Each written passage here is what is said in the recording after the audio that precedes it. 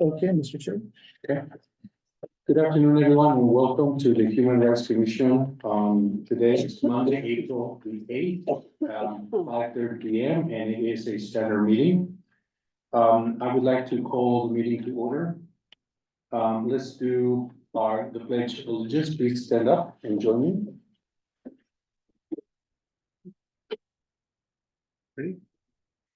I pledge allegiance to the flag of the United States of America and to the republic for which stands one nation under God, indivisible, with liberty and justice for all. Thank you. You may be seated. All right. Okay, let's do a roll call, please. Commissioner Flood. Present. Commissioner Cleary. Present. Commissioner Rinke. Commissioner Horn. Present. Commissioner Greer. Here. Commissioner Remus. Absent.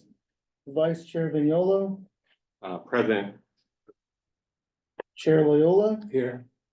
Student Representative Hanner. She let me know she would be in attendance. Adriana Figueroa, Student Representative, let me know she would not be able to attend tonight. Thank you very much, Jay. Moving on the agenda to item number 4, it's going to start with presentations, and we'd like to welcome Gary Armstrong, who's the chair of the Public Arts Commission. Welcome, Chair. Commissioner Armstrong is going to be providing us an update on Pillars of Palm Springs. Hi, I think I was here a couple months ago. I will have you know that this is probably the busiest week of the Arts Commission. And as Jay is the staff liaison for the Arts Commission as well, he's insanely busy dealing with this. Our first installation is going up right about now. We were supposed to have 2. If you think it's hard to get a vet in Palm Springs, it's even harder to get installation crews, particularly the week of Coachella, when all the pieces are being installed up in Coachella. And they're having wind problems, so one of the crews was having issues getting here today. The balance of them, the other 5, will be installed on Wednesday. Sorry, Talkless may be shut down parts of Wednesday installing these because safety is a priority. Maybe safety should be one of the other pillars. Anyway, so just to bring everybody up to speed, and this has been going on for about 1.5 years. And the idea was to replace the horses, which were along Talkwoods Canyon Way. The horses are going to be going to an eco art walk we're creating on North Riverside along the wash. And we had 6 artists who created a distinct equity, each one representing a different idea that represents Palm Springs. And the equities are creativity, serenity, diversity, civility, community, and equality. And it was an open call. The people that were chosen were not judged on any personal background. The only weight that was given is if they had a connection to Palm Springs. And we ended up with a very diverse crowd, which was very pleasing. So at the very far left, you're going to see is where creativity, well, actually, you can go ahead because it does show that, is where creativity goes. The first one is Creativity by a gentleman named Roger Reutemann. This one is a stunning piece. I've seen it. It just looks amazing in person. And this one is 12 feet tall. The requirements, again, were a base pad of 5 by 5, and they could go anywhere between 6 to 12 feet tall, depending on what they chose. I believe 5 of them went to 12 feet and 1 of them went to 7 feet. The next one is Serenity by Anne Faith Nichols. And actually, is that going to be at the airport? Is what it said? I'm sorry, It's going to be at the airport. which one? The Cactus is actually going to be the very first one at closer to sunrise. Okay. These are all going again on top of. Oh, on top of it. Yeah, where the horses were on the hill. So the first one is Creativity. That'll be nearest to sunrise. The next one will be Serenity by Anne Faith Nichols. Anne Faith has a mural currently up at the Cultural Center of Palm Springs on the side. And the next one is, scroll ahead, Diversity by Bernard Hoyes. This one is supposed to go up today, but did not because of technical issues. And this is a very exciting one. It's kinetic. It moves in the wind. And as it moves in the wind, these 2 birds go around and you realize it's creating this genome. And the idea is that we're all related by the genome. We're all the same. Okay. It's very cool. Yeah, then Civility is by two women who are friends up in Portland and Washington now, I believe. They've never worked together before, but they've inspired each other's work. And their work took this mix of hard surfaces and natural surfaces. And their idea was that the foundation to any civilization is architecture, is a home placement creates civility. So this is, and actually you can see the two footers are already in place. They had to be in place a couple weeks ago because the cement had to cure. Okay, that was closer to Farrell. The community by Madabi, Michael Bernberg, is actually going up as we speak. And the idea is no matter which way you look, there's community in Palm Springs. And this has 52 community signs, one for every neighborhood within Palm Springs. Oh, that's great. And this is actually going to be an ivory, and then the word community and the blue and the trim is French blue. So it's nice and bright and stunning. And the last one is equality.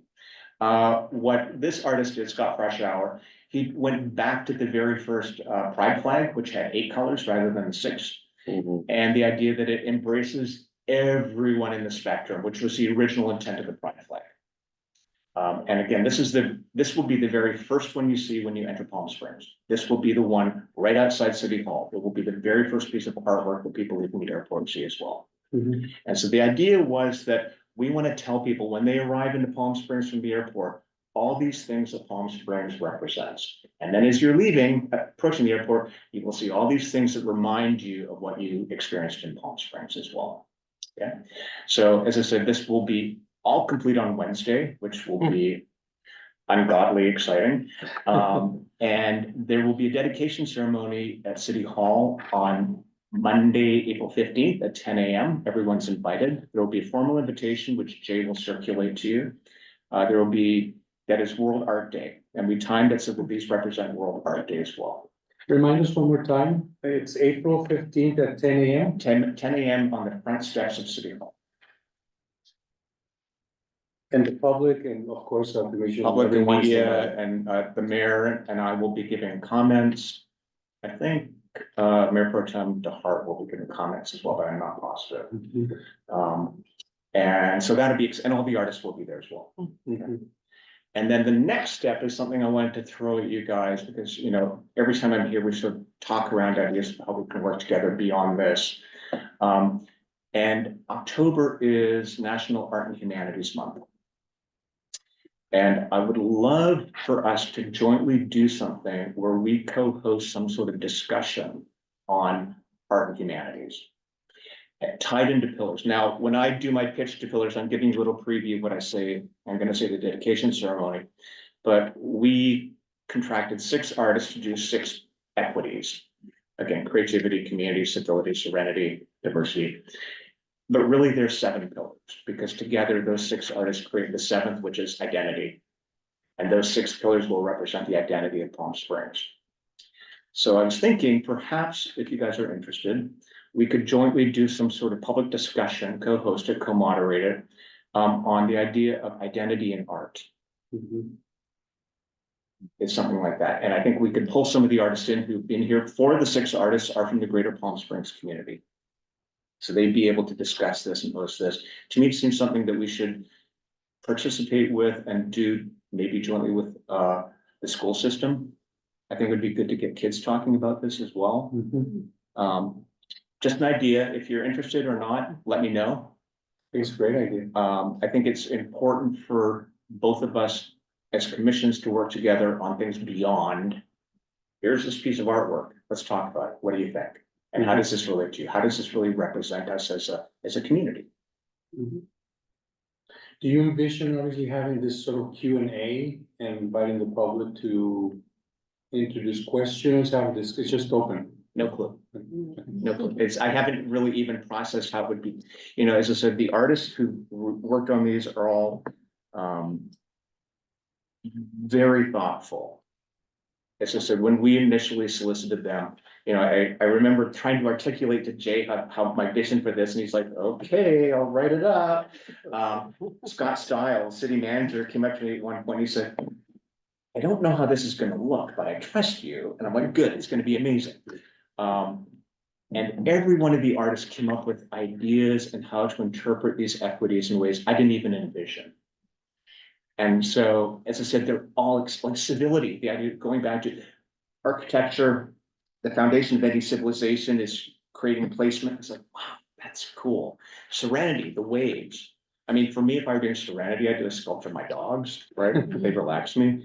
But the artist was like, I know it seems really weird to do waves and water in the desert, but for the people who came here first, it gave them peace. Water here gave them peace and serenity. It's like, that's amazing. I would not have thought that. Could I ask you if you would consider doing the discussion at the Annenberg at the Art Museum? Potentially. Yeah, That's a great auditorium and Yeah. it's right. I have not thought a thing, and that's why, if you guys are interested, we'll get some people from the Arts Commission, you can work together and come up with an idea, Okay. and then present it back to both commissions. That would make sense. Um, Can I just ask you a little bit more about the pillars? Sure. Because I can't recall when you came previously, if you talked about, what's the plan? With making sure that none of these pillars are damaged by someone that's disgruntled or what. I'm thinking of what happened with the George Floyd. there's no one Mural. disgruntled in Palm Springs. Mhm. No, these are in the median, it's not easily Right, I know accessible. they're in the median, but are We, they durable? How durable are they? Are they, can they be so, repaired?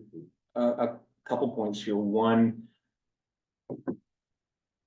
90% of the newer art is protected for sun damage, wind damage, earthquake damage, and tagging, What was that? graffiti. There's a treatment you put on the paint that makes it easy, to clean up. We don't anticipate any of these being damaged, but, it happens. It does happen. Are they lit up, for example? They're lit up at night. Yeah. Yeah, so. Yeah. It's like with any piece of art we put in, and any piece in our collection, it happens. There's nothing we can do about that. I don't think we should be afraid. We should not put art out because we're afraid of how somebody will respond. We need to make a statement. Thanks. Are there any questions about pillars? Any other questions about pillars? Can we go to that first slide again? I haven't read, I think I got all the pillars. I'm not sure I wrote them all. Oh, down. just go to, Jay has the presentation. He has it, okay. Yeah. So, actually go to the the one that shows them, Jay, I think is the best. No, next one. Yeah. Right there. So do you have a timeline in your mind for when you will start scoping out this October? First time I've talked publicly is right here. I just had this idea when I was talking to you about something else, and it's It's on a like, we sticky should do note this. somewhere. Yeah, so, I think as chair, I've always been bothered that the city puts art out and it just Yeah. lets it sit. It just, let's keep engaging with it. What can we do to keep engaging with what we create? So I think that the onus is on all of us who care about art and thinking, which is what I think your commission is. You're the thinking, thoughtful commission. So, we've got these pieces. How would you engage with them? That's how I would start. And to me, it's like, let's talk about this. Let's talk about identity and art. How do you express yourself in identity and art in today's world? It's exactly as your point. How do you do it with art without fear of people damaging it? That's a big state. That's a big question, I think. I think it's a great idea. I think, I'm thinking if we're gonna do anything with you in October, then maybe we need to get the ball rolling in the next 30 to 60 days. Because you're gonna lose that momentum. Yep. And everybody is dark in August, and then before you know it, will be September. Yep. And you should be putting the finishing touches on an October event, so.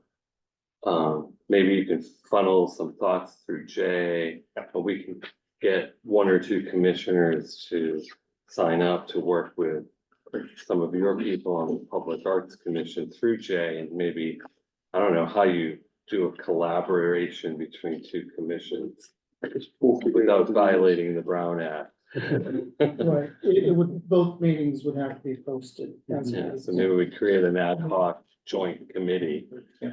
made up of commissioners from the two entities. And that's doable. We're doing that with another big one was, imagine the Sustainability and Parks Commission, the Arts Commission, Oh, so. nice for you. Yeah, and I tried to bring sustainability to this. I wanted them to give me sort of like, solar lighting for all these. We're working towards that. I do want to point out, though, that we keep referring to and just to talk about the scope and scale of this entire piece. And that we keep saying it's an art project, but I was keeping count. This started in economic development, and then finance, and then procurement, and then legal, then engineering, then planning, then building, then public works, communications, parks, and the art commission. So that's around 11 different departments that are involved in this. So it's really not a public arts project, it's a city of Palm Springs project. Mhm. And I think we need to start embracing the installations that way. And for you as a Human Rights Commission, this is a great opportunity for you to do something that's sort of already engaged and the foundation's there. It's just taking it to the next level. That's terrific. So if Jay's running around looking crazy, it's because we've got all these major pieces of work going into this coming week, so stay away from Tacos Canyon traffic. Any other questions on this? Any other questions or comments? Well, thank you very much. And then Mr. I will assume Jay or Hugo will let me know if anybody does want to continue discussions on this culture or art and humanity month. I think it's. We'll follow the proper channels for sure, but this is terrific, and thank you so much for bringing this particular idea to our attention, because I think it's gonna be a fantastic collaboration beyond pillars. Thank you, Gary. Thank you very much. Yes. That's great. So hopefully you all can make it. All right. I definitely have school, but that's fun. Monday morning, Our next item on the agenda is item number 5, which is the acceptance of the agenda. Is there a motion to accept the agenda? Does it make sense? I'll move to accept the Okay. agenda as is.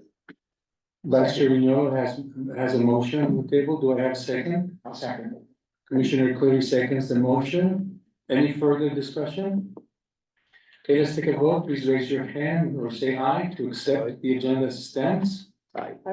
Okay. Okay, we have unanimous consent. Thank you very much. The next item is the approval of minutes for our 2 previous meetings, which took place in January the 8th of 2024 and March the 11th, 2024. Both meetings were included in your pocket. Are there any questions or any comments? Do I have a motion to accept the minutes for the meeting of January the 8th and March the 11th? That's it sent. I shall move. Okay, so Commissioner Flood has a motion. Do I have a second? Second. Commissioner Horn seconds. Any further discussion on the minutes for these 2 meetings? Okay, let's put that to a vote. Please raise your hand or say aye if you approve them. Aye. Okay, so we do have another unanimous consent. Thank you. Next item on the agenda is set for public comments. Jay, do we have any public comments? Yes, we do, Mr. Chair, Abraham Ushak. Okay. So, thank you very much. As a reminder to all of our commissioners, please have a seat. As a reminder to all our commissioners, these are public comments. This time has been set aside for members of the public to address the Human Rights Commission on agenda items and items of general interest within the subject matter jurisdiction of the commission. Although the commission values your comments, pursuant to Brown Act, it generally cannot take any action on items not listed or posted in the agenda.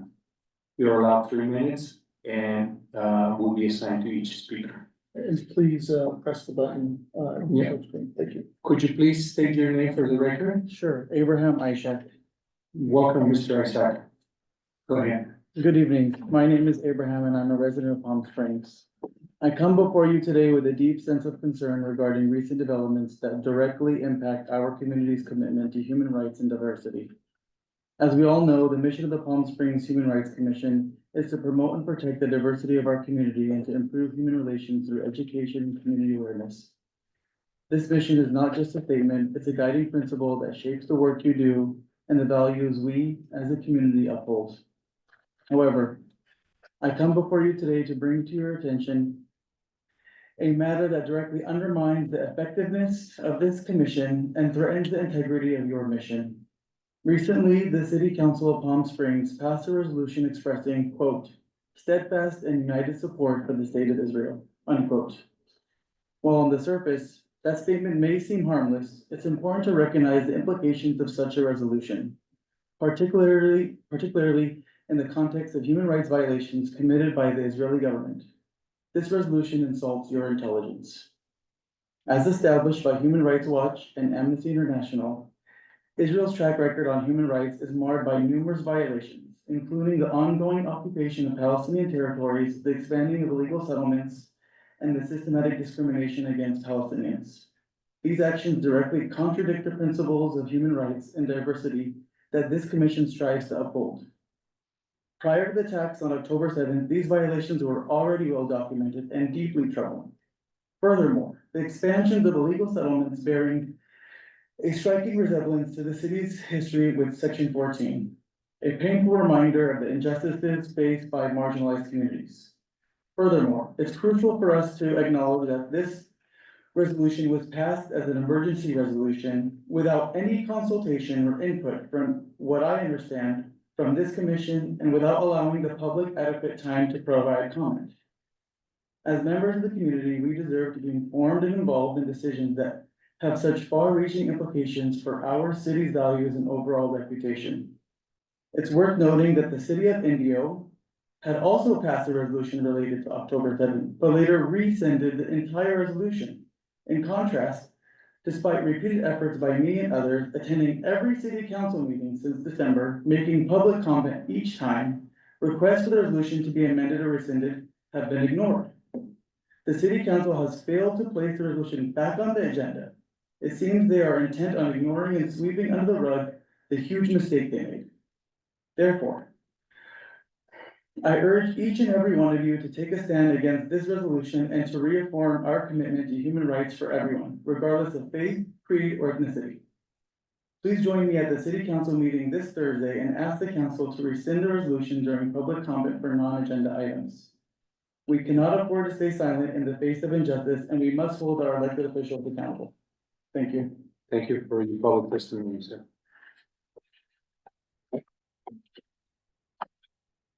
We're gonna move on to item, I don't believe there's any more public comments, is there? No. Okay, Is that in written form? Did he submit that in written form? No. okay. Thank you. Moving on to, the next item to the agenda, it's welcome comments, from me. And I would like to officially welcome Jeremy Allen, who is the Assistant City Manager and is going to become our new staff liaison for the Human Rights Commission. Welcome, Jeremy. That's who you are. Yes, bravo. Thank you. Small correction, I'm deputy city manager. I'd have to Deputy. step on Teresa Gallivan's Deputy. toes, so deputy city manager and Thank you for the correction. under my portfolio, I have IT, procurement, the city clerk's office. For many years, I had the HR department, but with taking on this, I'm also taking on the risk management function from the city attorney's office. So that's sort of my portfolio of departments that I'm currently responsible for. Personally, I'm a resident of Palm Springs. A little fact about me, I'm actually legally deaf as a result of a recent injury. So I'm still working out some new hearing aids and ear implants. So bear with me here and there if kind of look at you a little strange. I'm not being mean. I'm just trying to learn to read lips and take it all in, but I'm delighted to be here. I'm excited to learn more about the commission and see how I can sort of help be that liaison between the city, the staff, the council, and this commission. So I'm super excited to be here. Thank you very much. Thank you so much, Jeremy. Welcome to this commission. We're so excited to have you with us. And Jay, thank you so much for all the work that you've done for this commission. Just tremendous. And we can still count on, I mean, you're. Absolutely, I will Right. be around helping out Jeremy. In fact, I think from this point forward, let's have Jeremy conduct the meeting. And I'll be right here to help out. So is this effective immediately? Or is this effective immediately? And as a practical matter, do we still email both of you or just Jeremy? Or how do you want us to do that? I going think forward? going forward from this meeting on, the contact will be me, so we'll update I think we just updated the website before this meeting started with my contact information, so members of the public will see my name, and email address, so I'd say this body could directly email me for issues or concerns. So that's terrific, Jeremy. Thank you so much. And again, welcome. We're very excited to have you join us and we look forward to working with you moving forward as well. So that would be the extent of my comments. We're gonna move on to item number 9, which is new business. And under new business, we're gonna start with item 9A, which is commissioner role in mediation. And are we gonna open this to Commissioner Flood to lead discussion? Okay, thanks. Yeah, as far as mediation, as most of you know, about 3.5 years ago, I started training in mediation. I was certified by the what they call the Community Action Partnership, certified by Riverside County. As Jay sent to all of the members of the commission, the language on the website and the role that we the commission have a role in the mediation, but since I've been here, again, it was a little over 3 years ago when I was training, and I'm going to pass this around. This is a sort of a handbook that you can take a look at and just make sure that you. The point of it is this: my role since I became a certified mediator has been mostly with the small claims court in Palm Springs, and there are other courts throughout Riverside County. But because I live in Palm Springs, I prefer to stay in Palm Springs and do this. I do it about 3 times a month, and just today I have 4 cases this morning. It starts earlier, like 8 o'clock in the morning when the court opens. But anyway, the thing is, it's been focused on the courts. I mean, and cases, there's civil cases, and someone is suing someone about something, whether it's they didn't do the right contract and renovating a kitchen or something, or a fence is broken down, and then they take the contract to the court, and then there's a money amount, they're not to exceed 10,000, of course. And and right now, we do have a commissioner, which also is a judge, but it goes by commissioner, that lays out at the court. Today, the courtroom was full. I mean, and it was just amazing how the commissioner comes out and explains that mediation is very important. But he looks at it mainly as, is somebody going to have the evidence to prove something, the plaintiff against the defendant? Sometimes when I participate, and there are about 6 of us mediators in this area that come to the courtroom, but today we only had 2 together, only 2 at a time, and it's also on Mondays afternoon sometimes. But his focus, the commissioner's, the whole court focus is a money thing. But there's another issue of mediation that I've been putting myself into through Zoom areas, like family disputes. I haven't done one myself yet, through dealing with the schools. And we go out and because one of the things was how we had a class of students to prevent bullying by fellow students.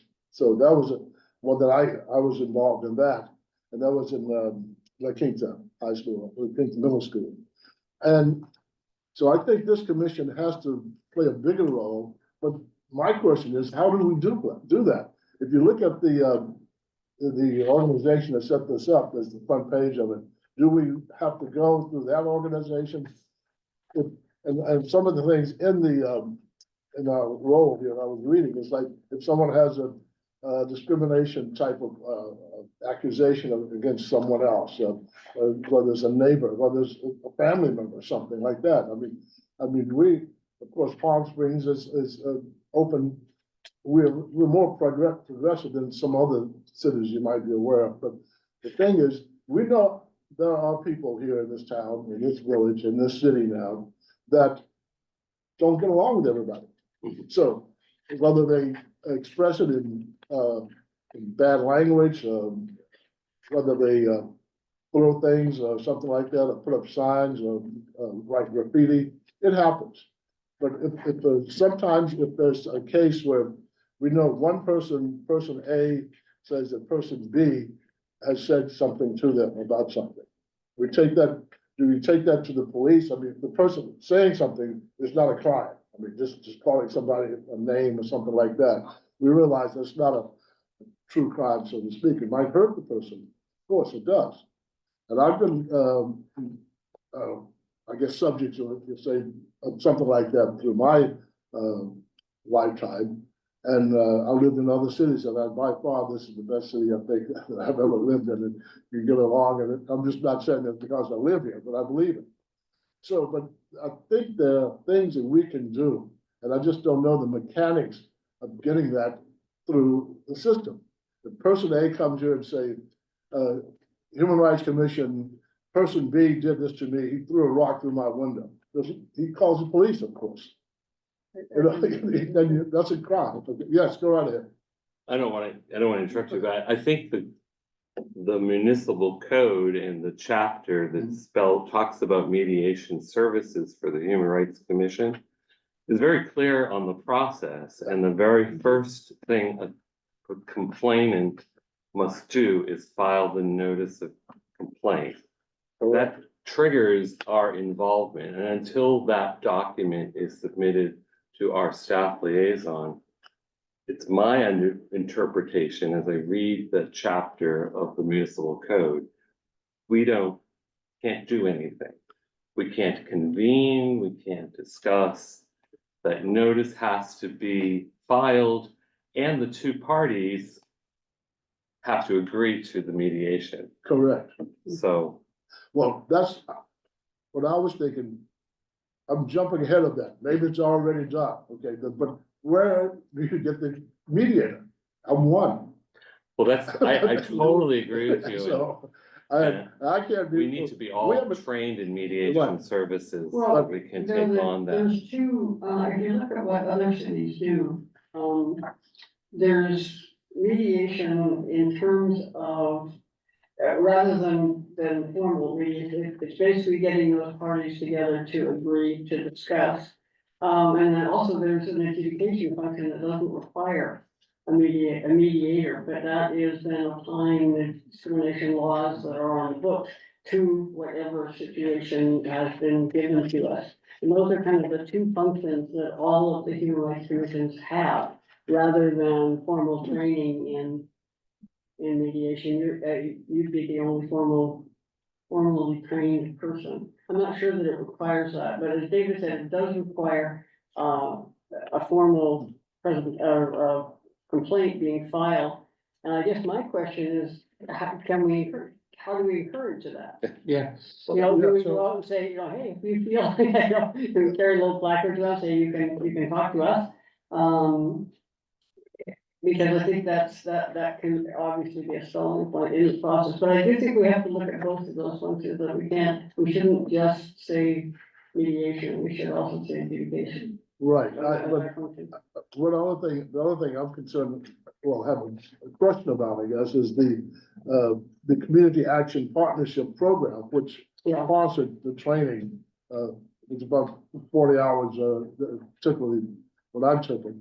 And it was taught by members of the College of the Desert. But anyway, the point was, do we have to coordinate with this organization, which is under Riverside County? Or do we just use the mechanics of Palm Springs government? Yeah, I don't believe that we have to involve CAP. I could be wrong. I don't know, Jay, are you familiar with CAP and how they do they have an interface with the local government? I know they do at the regional. Yeah, I don't think we have to go through CAP. No. If the city receives the complaint form, it can process it, bring it to the commission, but then if at the point a mediator is needed and none are available, at that point in time, perhaps the commission can reach out to CAP. As well as an attorney, because As they well as have to an go attorney, back sure. to our own attorneys, there would become a point. I would think, I was gonna say relatively rapid, maybe not rapid. But the commission can That- also, That the commission then has to call the appropriate. commission has, professionals. it's.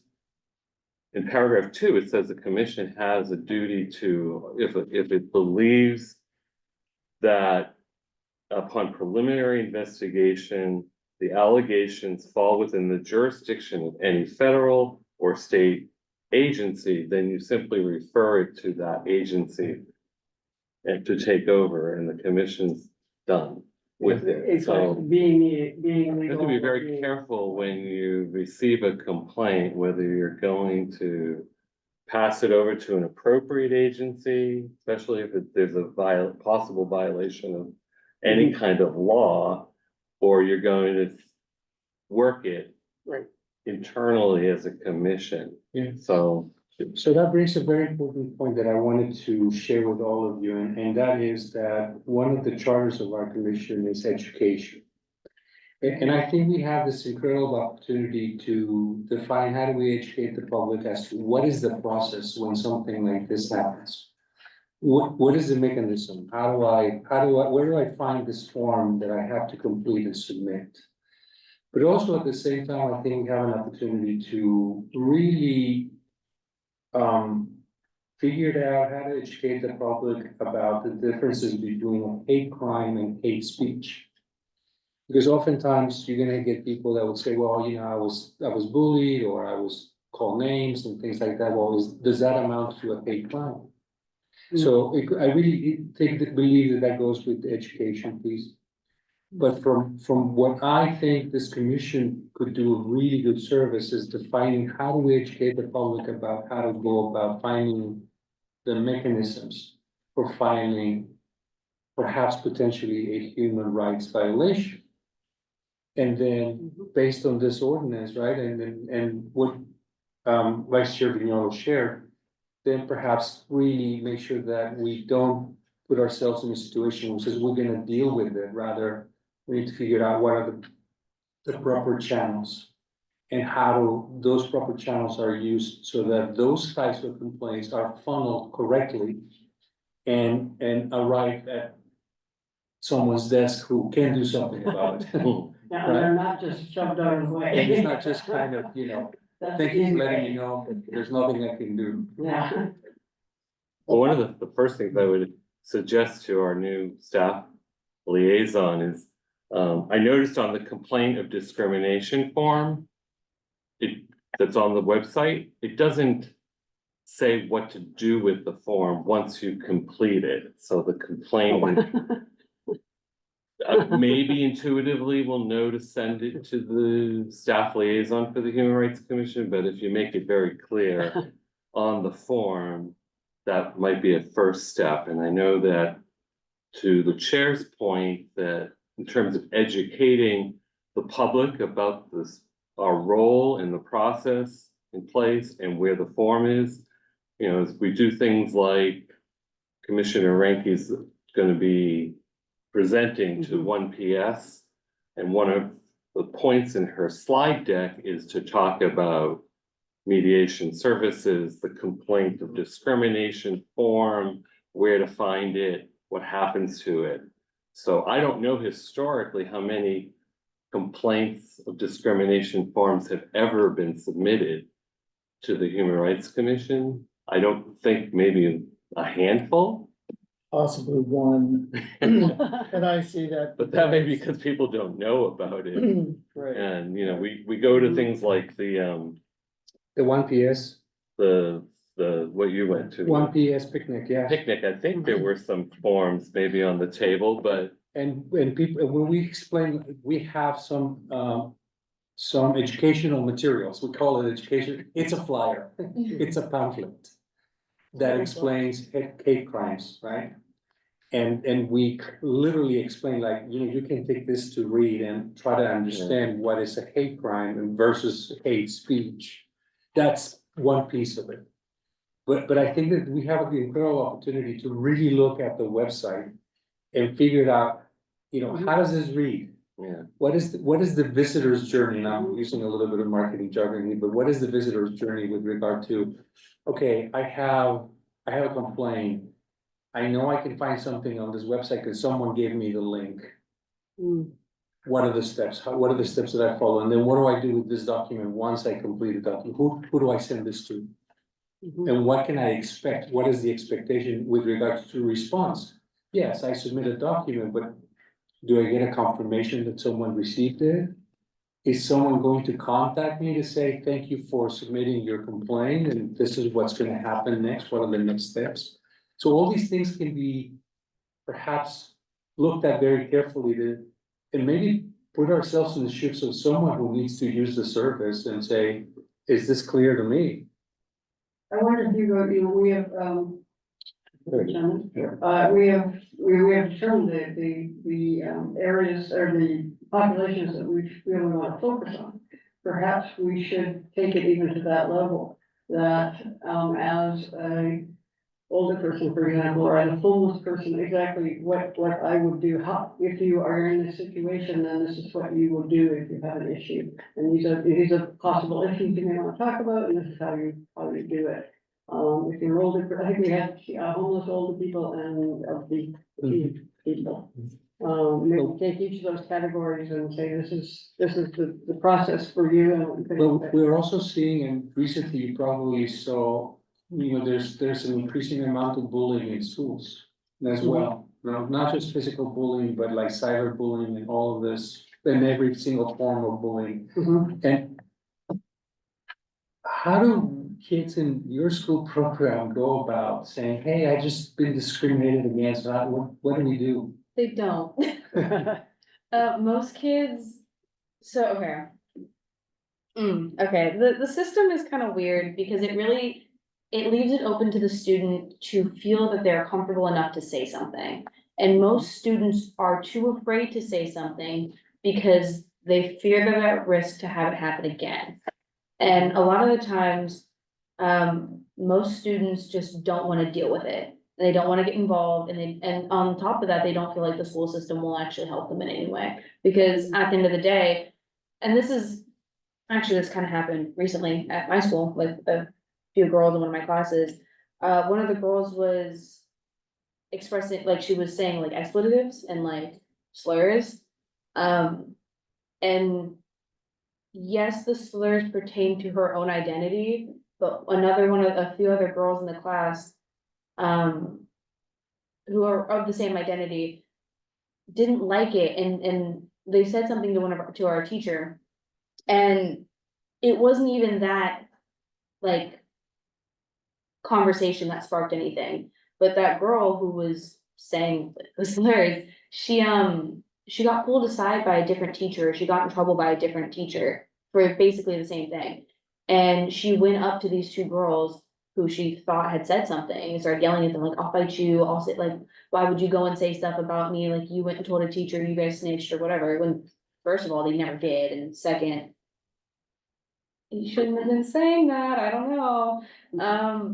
And she got really aggressive for no reason, and the two girls, I mean, they're definitely the type to like go and say something and to go and do something about it. But a lot of the times people who like are offensive like that, or people who bully other people, they don't really care. So you can get pulled in by a teacher and it's not gonna stop anything. And most students kind of know that most kids who go out and do that aren't going to stop. So, and it's really hard to find a way to enact discipline in that sense. Along with the fact that I wouldn't say that bullying and cyberbullying has become increasingly worse. I would just say it's become more apparent to us. Not that it's worse, but there's more visibility on it. And I say that just because in the 3 years I've been here, since like I've started high school. Recently, the video that was sent to us about the kid being beat up at Raymond Creek, Mhm. that's the first time anyone's ever sent in media like that to us and said something like that. So I do think a lot of it on campus is just the, I guess, victim of that bullying going and saying something. And that's for any case in terms of bullying, harassment, just anything. Most kids just don't think that anything's gonna change or happen. And if something does happen and that kid, like, they just want it to almost be like anonymous. Like, don't tell them that I said something, because then they're afraid that they're gonna come back and do it. So a lot of it's like the schools can't, it's really hard to do something that'll enact change, if that makes sense. The students don't feel like they can really, that they have a good voice in a sense. And as well as the fact that the people speaking for them and speaking to protect them can't really do anything to stop the students from enacting harm to each other anymore, because that's up to the student to feel that they've learned. We also have, the school district does what's called a panorama survey, happens at least twice a year. I think for each, at the beginning of each semester around each semester. All of your answers are allegedly completely anonymous, but your admin password to get in is your school ID number, so I don't know how anonymous it really is. And they're just kind of bulky in substance. They're like there can be up to 7 different surveys ranging in different lengths, anywhere from like 7 questions to 30. And you have to spend an entire class period doing it, which takes away from students' learning time. And some questions are, you know, how do you feel you are being represented in the classroom? Or how often does a teacher talk about race? Or how often do teachers educate on like LGBTQ things? Like, how comfortable do you feel about different identities? Do you feel like you can speak to other students on these topics? And it's like a range from like strongly disagree to strongly agree. And half of them don't have that like neutral option either. So it's just like, even this anonymous form that we have to fill out all the time throughout all grades, other, I don't know about elementary, but at least in middle school and high school, you have to fill it out. And it's just, all the kids just don't care. They just find it like boring and a waste of time, because you have to do the same thing, you answer the same questions every time, they don't change the form. To the point where you know that it's your 131 thing, and then admin is the password, and then you press submit. Ms. Hannah, can I ask a question? Of course. It was been many years since I was in school, and I'm wondering, are kids more sensitive today though? Are they more aware that things are offensive to kids in, you know, these types of issues are, they're talked about a lot more. You know, I don't think anybody's gonna strongly agree or strongly disagree. Our culture today, we're taught not to be offensive. Right. So why would you strongly agree or disagree with anything? Anything, yeah. So, you know, we're trying to get along more Right. today than we ever have. And I'm wondering, is that happening in school? Are people kind of feeling that it's important to get along? So, okay. This might be a little bit of my biased opinion, so, Commissioners, I would also remind you, we're on, role in mediation. just, Commission's role in mediation, right? I would say that. So I would say in terms of, because social media is kind of just like, the internet is right here at our fingertips, and students spend all of their time on their phones. There's definitely a lot more awareness to everything.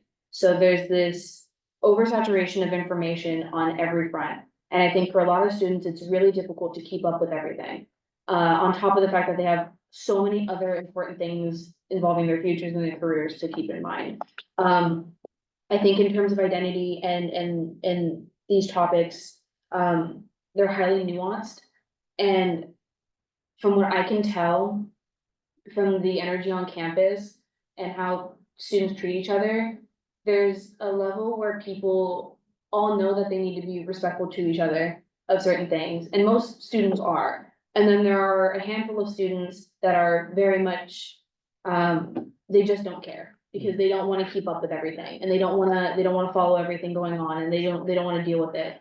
So and a lot of the questions too are personal. They're not about a lot of them are like, how do you feel about it?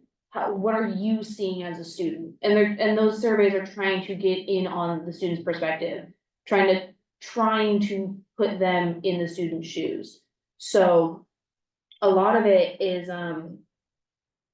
it really does it comes down to students' willingness. I know plenty of students who are very hyper aware of all of these things and they take the time to show that. But there's a lot of students who just don't care. And that's where that disconnect kind of comes. So on top of the fact that it's nuanced and a lot of students know these things, it's very polarizing on top of that. So you'd think it would bring us together, but a lot of it creates polarity in the classroom because people are very stubborn and very set in their own values and beliefs, and they want to believe what they think is right, and that's absolutely fine, but it does create a lot of disconnect between students over very, very important conversations. Jeremy? Would you see any, I'm sorry, would you see a role, for a third party, mediator in the process, of mitigating, bullying, if it runs far away from the school, such as the Human Rights Commission? I mean, yeah, I think If it were presented, would it be the attraction to students? I think so, because what it does is it forces students to sit down and have, like, to really like To have a conversation. And I think a lot of the times students can't do that. Mhm. And that's for so many reasons, whether they're uncomfortable or It whatever. would be a very neutral. Right. Yeah, a Switzerland situation. Which- kind of But I nice. think the Palm Springs Unified School District has in place some tools already for dealing with this But issue again, they without are- injecting the human rights. No, but Commission. they are the Palm Springs School District, that's that was the point I was making, Yeah. and getting farther away from the school district, would it be more attractive to the school population? Well, I think So it isn't a school thing. in terms of how I see it on campus, which our freshman year was online, so I'm still to this day not as comfortable as I wish I was. To my knowledge, I can be corrected, the school, like on campus, there isn't too much of a role in mediation. Our counselors, I wouldn't say are counselors in terms of, you would think in a therapy kind of aspect, Mhm. it's more a guidance kind of Mhm. issue. Mhm. They're more of, college guidance, that's what they Yeah. do, and they set your schedules and stuff like that. There's only one person I know on campus that is a school counselor who actually almost acts in the therapy kind of role. And she was a counselor at my middle school. So, and that was like her play, and at our middle school, that was how it worked, was she was your counselor, yes, but if you needed to talk to her and you had to submit a form and talk to her about something personal, you could. But the other counselors don't really play that role and they're not really expected to. I do know there are forms of therapy on campus. I know there's like groups, like I think there's an anger management group where you get pulled out of classes to go and talk and spend time in the office. But I'm not sure how helpful they are, just because the fact that you're being pulled out of class. I know one girl that was in my dance class last year would get pulled out for that all the time, and like on top of the fact that she wouldn't show up, but when she would get pulled out of class, she would lose, her grades would drop. Yeah. Because she couldn't Is participate. it possible that we could maybe reach out to the administration and invite them to come and give them some kind of parameters and ask them to Find out. share with I us think that their would be a good, I think it their would- processes rather than. Jeremy, you had a question or Yeah. you want to make? I have a couple of comments. One, prior to here, I worked for 6 years at the University of Redlands, so I have a little bit of the higher ed experience, and I think we have to tread a little bit carefully here in education under Title IX. There are Yeah. some things that I think we can't take on, Mm. race, gender, those types of equity issues are gonna be handled by the federal government. So earlier you were talking about things that we can or cannot take on. I think this is one of those ones where we talk about partnership as opposed to us taking ownership. Yes. Yeah. But I think we can absolutely have those types of conversations. If it's Mm. helpful, I could reach out to the school district and see if we could start having those initial conversations and figure out sort of a framework of what that would look like. That would be great. And earlier, we were bringing up the form. Where does the form go? Now, this is my first time really going through the website. I saw the form. It's clunky. The website is funky. What do you do with it? Someone has to have a printer to be able to get the form. I'm fortunate in that I have the IT You're department IT. as one of my departments. We can automate the form. We can put some workflow in it, so you Yeah. can fill it in online. You can press a button. Great. It'll go to the That needs chair, to it'll be go to done, yeah. me. You can get an automated email coming back saying, hey, we received it, we're looking at it. I can handle that for the commission. And just thinking out loud, you mentioned going to the one PS picnic event. There's no reason why we couldn't show up with a podium with a built-in iPad with the form right there that someone could type in. Yeah. Hey, I have this pressing concern. I think there's ways that we can harness technology and, I'm blessed that that's one of the Bravo. departments. I think Yeah. we can help out with some of those things. I agree with that because the less red tape you have to go through, the better. Oh, So yeah. make it simple, keep it simple. Steve. Yeah. It's the kids- And I mentioned the school system, the one I was referring to, the Kingston Middle School, the actual administrators of the school reached out to the CAP program, Community Action Partnership, and they reached out to available mediators. Yeah. So that was one avenue, that's how that worked. So that's great. I have a question that's been tearing at me for many years. Do they still have civic classes in? I'm in AP Government and Economics this year. Yes, it is a mandatory course as a senior. You have to take it, otherwise you will not graduate. I didn't know if there was any. Yeah, so seniors have to take, the CP level, the college preparatory, or like the base level is civics, for a semester, and then economics for a semester. If you fail either of those classes and you don't get the credit back, you can't graduate. And then the AP is AP Government and Politics, and then it's considered honors economics, but like, it's like one course, it's one thing, so. Also, did we ever go forward on, was it, the lady from the news? Is if we're thinking about moving. Yes, we reached out, but she was changing jobs, so she's I been think she thinks. unavailable. Yeah, Cause I was just thinking about like, Yeah. yeah, no, we I- wanna be like, hey, we So- do mediation. yeah, so moving back the conversation to the mediation piece, which is really important, that would be tremendous. I And just have one other, real quick, because I know we have to move on to our other items on the agenda. The Community Action Partnership of Riverside County. Right. They do offer these, they have upcoming workshops online via Zoom, different times during the week, and I can send this schedule to Jay. They also I'm sorry, I forgot. Jeremy. Jeremy.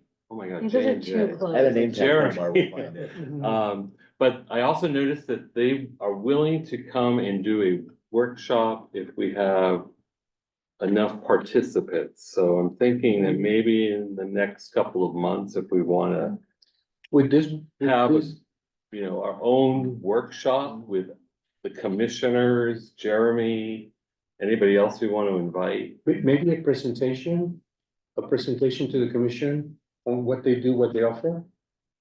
Yeah, I mean, we could certainly reach out to them. I'll forward all of this information to you and you can distribute it to the commissioners, but Yeah, I'd be happy to it reach out. seems like it's free. They're willing to do it, but we have to have enough people in the room. So maybe during one of our meetings. Yeah. So we can work on looking at revamping that form online and figure out what's the best way to process so that when we do automate it, hopefully, people will know how. And I think for the commission is once we have this new process in place and the website is ready and the form has been revised, will be for all of us to learn how to talk about it. And when we're at community events or we are engaging with people in the community, that we have something to give out is like, do you wanna submit a complaint of, discrimination? This is how you do it. Right? Also, just for a small thing, cause I know we love having just things to give to people. And this, what if, just minorly, we could create a pamphlet with, not like a pamphlet, but like a flyer with like small bits of information to help people with mediation on their own. Just like sentence starters or, like vocabulary to be aware of when having conversations like that, just so that way it can be a more intimate thing, because some people don't want a third party there. But if we can promote that on a more private, personal level, I think a lot of people will be more receptive to that as well. That is a great idea.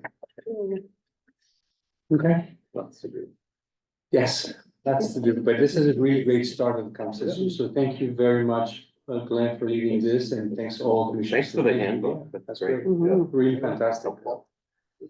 Okay, anything else? We don't need anything else for this particular point. We can move on to new business. Item 9B, which is the proposal for commission work in the area of equity and social justice. Commissioner Remus is not here, but he's already prepared and shared with us a document that should be part of your pocket, yes?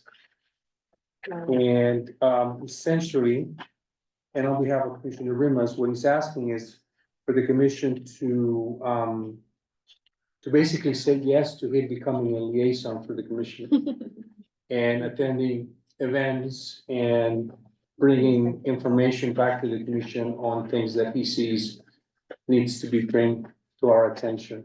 I don't see why we wouldn't. Didn't we already do that? I thought we were pretty good. Didn't we already approve Well, that? so, I think he had to We can make a correct motion. some of the language, and he did. so, That was the issue. I guess we can move with the motion that this language is accepted. I mean, I guess if anyone has any specific issues against it. No? I believe he was going to give just a few more details on the plan, Oh, is that but this document? Yeah, that's right. So we should still keep it in the agenda for when it comes back? Just to, yeah, I think so. perhaps. for I think next it's the- time, it's the we'll most find out if there's additional information more than what is already provided. All right. So tentatively, let's put this back in the agenda for next time so that when he comes back, he can provide that quick update. And that would be it. That's great. The update on presentation to One PS organization, which is part of the slide deck that's also included in the packet. And Commissioner Rinke could not be with us today. But it's pretty straightforward. It's the information that's in every slide that she plans to share. I think her intention today was to introduce the slide deck, see if we had any specific feedback. And I will just open it up to commissioners to ask if you had any questions or any comments about the content of the presentation. And also, should we also put it again on the table so when Commissioner Ricky comes back, she can provide an update? When is she planning to give this presentation? She's on the schedule for May, Okay, so it would be prior but to our it next could be meeting? pushed to June if she's not ready for May. If she wasn't ready for May, or if we have a very egregious issue with it, we could ask. I think one comment I had on her slide, her last slide was gonna talk about applications for commissioners to join the Human Rights Commission. I know Jay or Jeremy that there. I think there was an announcement about applications for all boards, committees and commissions. Do we have any sense if is that still an open-ended date for applications? End of April. End of The April. applications are closed. My understanding is there's been a number of applicants already for all commissions, but Jeremy, your qualification. That is correct. And as I was going through the website today, I noticed on the HRC's website, the link to apply was broken. So I've updated the link to apply. So if you click that, it takes you to the right spot on the city clerk's office. Fortunately, again, one of my departments, so we've got some good collaboration here. So that was an active way to apply. If someone's interested, they can click, takes them right to an application. But as Jay has shared, we've gotten a lot of good interest from all of our boards and commissions, so there's a That's good right. applicant pool coming in. And with the slide deck that we're talking about, once we get that finalized, we can get that uploaded onto the HRC's website as well. There's one more place to get it some. So if she delivers this in May. And somebody submits an application in June, it would be kept for the next cycle, It's gonna be or how are a you? year-long application gathering. There'll be periods of time in which we'll review applications, but at any time you can submit. So if a vacancy occurs at some point in the future, we'll have a set of applications ready to go. Got it. So just for, on this topic, just with the One PS thing. Their website says that it's the second Tuesday of every month. I Right, mean, it's the 14th. Allegedly, we would have a meeting on 13th, which would be the day before. So technically, if she were to be ready by our meeting, and then we can just be like, yeah, cool, do that, then we wouldn't have to worry about it Yeah. happening before. I mean, We could still like discuss with her. I didn't see anything that would, raise any flags with regards to the content of this like, and I think, I mean, from my perspective, it looks good to go. But I wanted to give everyone an opportunity to say anything. And maybe if you do have any kind of feedback, this would be a good opportunity to provide that feedback to our new staff liaison and say, could we please request that this gets updated before it gets delivered? That's great. So send me comments and then I can make sure that the comments move on, as well as get this on the next agenda. Thanks for the dates that we can get final approval on one day and move into the 1 PS meeting on the following Tuesday. Great, wonderful. So we're gonna move on to item number 10, which is discussion items. 10A is the Harvey Milk Breakfast update. Yes, so what is the update, Commissioner Horn? Okay, the update is that I have a table for the commission.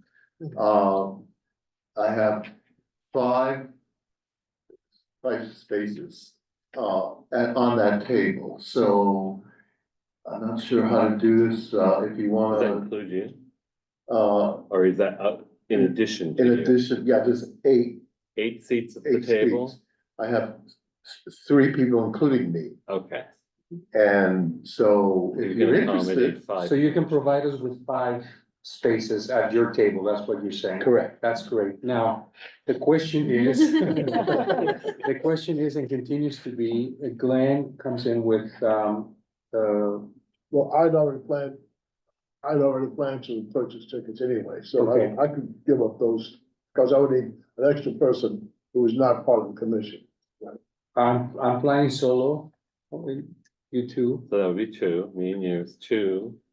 I can go by myself, I guess. Do you want to be one of the 5? Yeah. That's 3. And we have Lily. I don't know, man. You have to commit. 'cause we don't No, want I to mean, see. okay, I want to go. And then Oliver. When is this? What's the date? I don't know. The I think date it's at the is- end of. When is it? May No, the it's only 9th, May. Thursday, May the 9th. It's a Thursday? Starts at 8:30 AM at the convention center. Program starts at 9:30. Goes till 11 AM. And I just want to remind everyone that this is a phenomenal community event. It is. It's not just, Last year. it's not just city departments, it's the public, it's the schools, it's administrators. I can go. And, you put on your, Always in. Well, you because put on your that is going to HRC be badge, you exams. go around, Can't you miss talk to this. people, and man, I mean, this is one of the most important events that we can attend. It's really nice. So I've got Hugo, David, Lily, I can go, so. Beverly, I'm there, yeah. we have room Lily? for one more. I mean, I feel somewhat bad not Oliver? inviting the other commissioners, but they're not here. They're not so- here. Snooze, you look, no. It's a rough crowd. Put me down. Okay. Tell ya. 8:30, you said? It starts at It 8:30. starts at 8:30. 8:30. And there's. If you want coffee and breakfast. There's food. There is really great food. Is this fantastic table entertainment. under your name? Yeah, and Okay, not a so I'll talk, corporation or anything. no, no corporation. So when Um, we check in, we should ask for the table. In my Or name, Michael unless Warren. I can talk to Ron, and tell him to put it under the human We just need rights. to know who to ask for, because they Yeah. can tell you He what table. usually, to go he to. usually puts a thing on the table that says HRC. Oh, okay, good. Yeah. Okay, cool. Wonderful, Right. that was easy, Yeah, that's, and we look forward to seeing you. Thank you. Please, it's during the Make the first week effort. of AP exam. fantastic community. No, yeah. It's like right after, it's Commissioner The day before Pignolo, the Vice after. Chair, please take the master calendar report. So I don't really have a lot on the master calendar for the rest of April. May, of course, is the Harvey Milk Diversity Breakfast. We just talked about that, Thursday the 9th. Of course, is Memorial Day. The only other real event that I could find, and I guess this is one I would probably suggest we have Commissioner Remus attend on our behalf if he's available. There's a meeting on Tuesday, April 16th at the Moselle Center at 6 o'clock. Sponsored by the Desert Stonewall Democrats, and this is not meant to be partisan in any way, but the topic is poverty in our valley and its associated insecurities, shelter, food, medical care. And since we have identified that group essentially as one of our at-risk populations, it might provide us some useful information. I don't know. So here's an idea. What if we share this information through our staff liaison and it goes to the entire commission and says, this is an important event, if you're available, please stop your it. Yeah, I mean, anybody can go to it, but I mean, I thought of Commissioner Arena specifically, since it seemed to fall within his interest of equity and social justice. Sounds like something Commissioner Rankin would like a lot too. Gotcha. Yeah, So like this. I'll send this to you and you can forward this it is, to everybody, okay. and This is they can just great, have to and- register so they know roughly how many people And this would be a Carlotta, she would like this. would attend, so. Yeah. Carlotta would definitely enjoy this. There's Greg Rodriguez Is that it for the calendar? The only thing I wanted to mention, well in advance, the Veterans Day Parade, Monday, November 11, 2024. In the past, we have participated and marched in it. So that deadline for entries is October 11. So it's early, but just get it on your radar for next fall. I assume the commission will vote to participate, probably. I'll put this, or request this be on the September agenda so we can vote on it and get the application in by October 11. But So that's it. I have two more items, which is just to remind everyone that Chair Armstrong has invited us to join him and his commission on April 15th at 10 a.m. at City Hall for the Pillars event. And it would be wonderful if you can attend, if you're available. Remember where to your badge, and it will be great to be there. I know it's a little bit early, but I wanted to bring to everyone's attention that Pride this year, again, is gonna take place in November the 3rd. The application the registration is open for the November 3rd Pride Parade. And this is another great event in March, and we'll have a great time, and so everyone's invited. I know it's a little bit early, maybe we can put it in the agenda closer to make sure and find out who among us could join the parade and be there and march proudly. But we do have to make the submission as an HRC to march together as a marching group. And those are the only two things I had to add.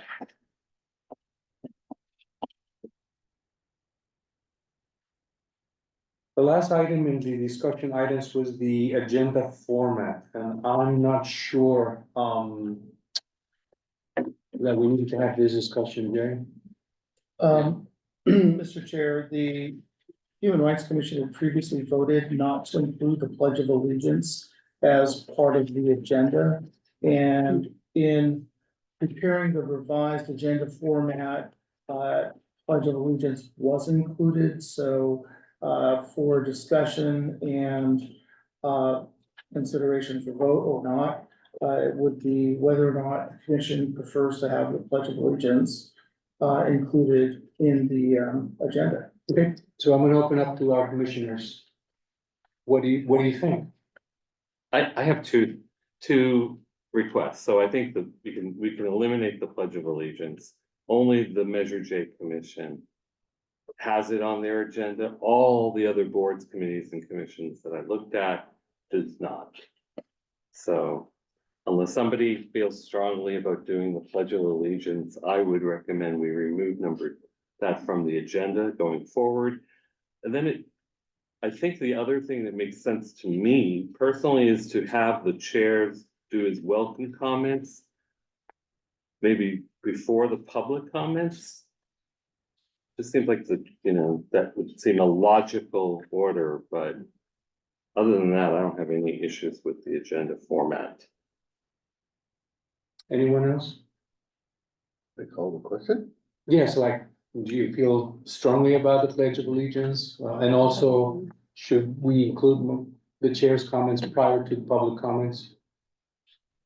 Or is the format of public comments prior to chair's comments? Okay. I'm thinking of the welcome comments specifically, right? Mhm. Yeah, just moving it forward. I can't vote on this, but I do think the welcome just makes more sense. Just because public comments, well, people, like, they do come and they are We can do it relatively anyway. aware. I mean, they're relatively aware of who we are, but I think by introducing somebody new before someone makes their comments, I think it'll just be better for someone who isn't familiar with us. That makes sense. Yeah, I'd like to hear everyone's thoughts. I think it's a good introduction for the chair to give a kind of set the tone of the meeting. Because who knows, sometimes what comments are from out of left field and it becomes a point of contention and maybe that distracts from the.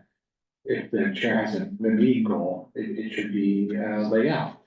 I'll say something about the pledge, I think that the same thing, pledges of allegiance and flags is this court thing. You know, every court starts in the morning with the pledge of allegiance and it's kind of establish kind of authority and respect for the proceedings itself. We're just a commission and we're just, you know, we're part of the public, you know, we're not really a branch that is kind of making rulings like the court would.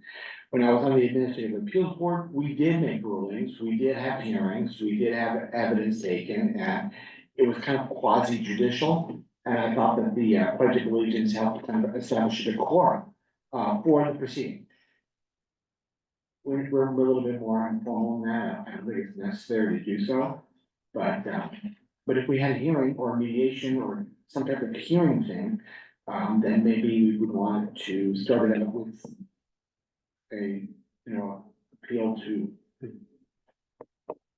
So you're saying, if I understood correctly, if the bulk of the session would be with regards to something like very, very formal, that it would be more appropriate for us to recite the pledge. Right, we're gonna have like a public comments and a crowded room. It would, I think it does set a tone of formality that helps. Try and control things. If people get upset, you know, it's a quasi, you know, governmental body. And there should be, you know, at least some decorum. Mhm. But overall, you know, we are just members of the community and I don't think we need to be so. That's a very good point, Oliver, very, very good point. So maybe we can just put this to a vote and decide, you know, by voting on it. What do you think, Beverly? I know You you, may find this hard, to- I'm not sure I really have an opinion on this. I could go either way, I really do. that's kind of how I feel. So No, let's just put it to a vote. Whoever, whichever the majority goes, I'll go with you. Let's just put it to a vote. And let's start with those of us who would like to keep the Pledge of Allegiance in the agenda. For those of us who like to keep the Pledge of Allegiance in the agenda, please raise your hand and say aye. Aye. Okay, so that's 2 votes. And for those of us who we wouldn't mind not having it, raise your hand and say aye. Three. And I don't care, so. So that's 3 against 2. So we're gonna move on to remove that from the agenda. And sometimes we do need the time. I think the only time we put it in the agenda, It's to your point, is for the like, awards. for the award ceremony that's in the council chambers, which is a Which little is a- bit. And also, Formal event. also because of the formality of the event. Mhm. And we had the ability to have the honor guard preside that, which Right. gives it even more. That would make sense. Mhm. So having said that, we voted to the pledge from the agenda, and that's very good. Okay, any other comments? What about moving your welcome? We're moving on, yes, so we're moving the welcome forward in the agenda. Did you want to vote on that? Let's vote on that, yes, equally, for the record. Okay, Where let's, are we moving? we're moving before, public comments. moving the chair's welcome comments before public comments. For those of us who would agree to do that, please say aye, raise your hand. Aye. Okay, so we have a majority votes. Thank you very much. So item 11, any commission member comments or requests? Mr. Chair, I did not get the maker of the motion and the second on those two items. Okay, There was- let's go back. Alright, so can we vote on both items simultaneously? Okay, Sure. do I have a motion for both items? Move the welcome to, prior to the public comment, and that we eliminate the pledge of allegiance except in the award ceremony. I second. And we have a second. Any further discussion? Okay, so now let's take a vote. Oh. Okay. We're just reaffirming our vote. Reaffirming the Because we vote. official. Motion in a second. Where's that agenda? Okay, with that, we're gonna move on to any additional member comments or requests. I just have a couple of items for Jeremy. It's like, the Human Rights Commission Student Representative Program language on our website needs to be updated because it still specifies that this is open only to high school students. And we have expanded that to college students. My So- God, wait. So you can stay here even when you go to I'm college. so much longer. Well, I'm going to COD, like the local community college, so you guys aren't getting rid of me. We've heard I can send that to you if you need it. Also on the website, the Human Rights Commission board members still has Edwin Ramaran listed, although he's resigned. So his name needs to be removed. And in the list of community service awards recipients, the last group that we just did in 2024, on the website, it says in 2023. So that needs to be corrected as well, please. Vice Chair Vignola, I'm looking at the website now under student reps. I do see that it has been updated to include high school or college students who reside, work, or go to school in Boston. That's great. Yeah, okay. I mean, I printed yeah, this. it- But it was done before. All right, I don't know, I may have printed this 2 days ago. I know it has your name on it, but Any additional comments or That requests doesn't work. from commissioners? For the breakfast, do we need to send a check to somebody for that? No? Oh, maybe that's. What's that? It's like on the form. You're it's buying like- breakfast? I buy bread. Thank Thank you, Ashley. Yeah, no, this is a, And I might have Maybe one high extra school, seat, community but I college, don't know. college, Okay. educational if you school, do, let us know. reimbursement. That's the. Okay, any additional comments? Any additional comments or requests before we adjourn? Okay. They might have fixed it. So, Adrian. Do I have a motion to adjourn the do you do meeting? the agenda items for next? Oh, the agenda items for next week, we're gonna maintain, for next month, we're gonna maintain both the updates from Remus and Rinke. And I think those are the only two items that I captured. And the next meeting date is the 13th, is that right? Allegedly. Yes, I'll remind everyone of the date when we adjourn. Did I miss any item for next agenda, I think that's it, right? Isn't. Okay. So do we have to put on the May meeting agenda? A discussion about the election of board members? Or in June, or how's it gonna, because yours and Commissioner Flood's terms expire June of this year. So we have a May meeting and we have a June meeting, In June, but then your terms expire. Unless you're reappointed. yeah, but you have to follow the process to reapply. And that's part of everyone, you. You don't have to reapply, our terms are in the future. Only you two have your terms expired this June. according to the website. In the past, as a 3-year term, so this is my 6th year, so I think, is that the way it was, Jane?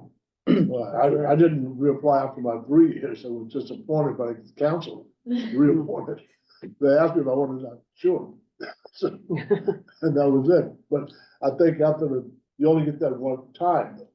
Yeah, it may be different now. Might be. There was a time when, there were very few applicants. Right.